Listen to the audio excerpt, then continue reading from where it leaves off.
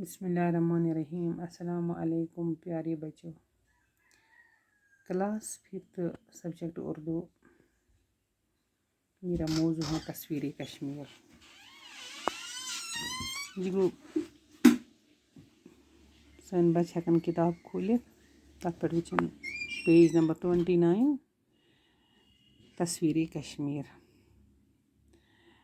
पे गोडनेथे लिखित अवलिया आबिद आब शीरीन आब बका। अवलिया लफ्जन हुन मानी वन बह। अवलिया गो वली की जमा। ऐसा कोई अपना है। अवलिया गो वली की जमा। वली मतलब गो ये कि यम बुजुर्ग रूहानी बुजुर्ग च अवलिया किराम च तमन मना तवश वली की जमा। साइन कशीर मंच वरिया बुजुर्ग रूहानी यम रब से नेक च या ऐसे जियारत च तो वुचान शेखुल आलम नूरदीन वली रहमतुल्लाह अलैह या शेख अब्दुल कादिर जिलानी रहमतुल्लाह अलैह या वनान दसगिर सबन या मखदूम सब सुल्तानुल आरिफीन रहमतुल्लाह अलैह। इथे कन सन कशीर मज वरिया अवलिया किराम यमन वली की जमा च वनान। आबिद गो इबादत करने वाला। इबादत गई इबादत रब सज इबादत आसन करान दोह रात आसन इबादत करान नमाज आसन परान कुरान शरीफ आसन परान तहजुद आसन परान कस हक आसन खेवान कस गलत आसन वर्तावान अकिस बिकिस आसन यवान अकार बकार गरीब गुरबात आसन याद तथ वनो इबादत करने वाला।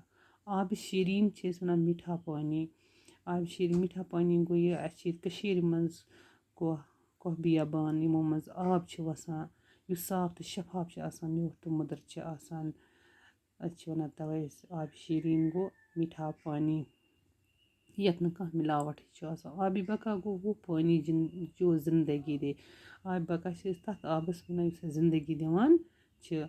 गुलशन गो बाग तो वुचान जिगरो सान कशीर मज यम ते पार्क च निशाद बाग च शालमार च गसान दरगाह या कुन ती जाय गसान तत पार्क वुचान नज़ारे वुचान या टुलिप गार्डन गसान तम तथ ते हेको बाग वनित। दिलरु बाग गो दिलबर या माशूक दिलबर हेको माशूक हेको दिलबर हेको तमिस ते वनित युस कह सोन महबूब आस मतलब अस हेको पन्निस टेटिस नबी सल्लल्लाहु अलैहि वसल्लम ते वनित माशूक।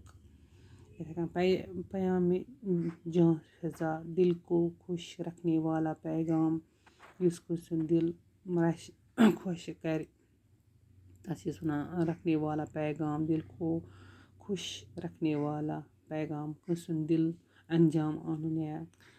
कोकरनाग कश्मीर में ज़िले अनंतनाग में मीठा पानी का चश्मा जिगरो तह बोजमुत कि या तुम गमत कोकरनाग तत वुचान पार्क आब नदी नाल क्या तत कोकर सन पंज बिल्कुल पंज बनयत ये मज आब वसान सह ज़िले अनंतनागस मज तथ मज पानी वारिया साफ शफाफ आब तो इंशाल्लाह बाकी गो पगा इंशाल्लाह बाकी वस्सलाम।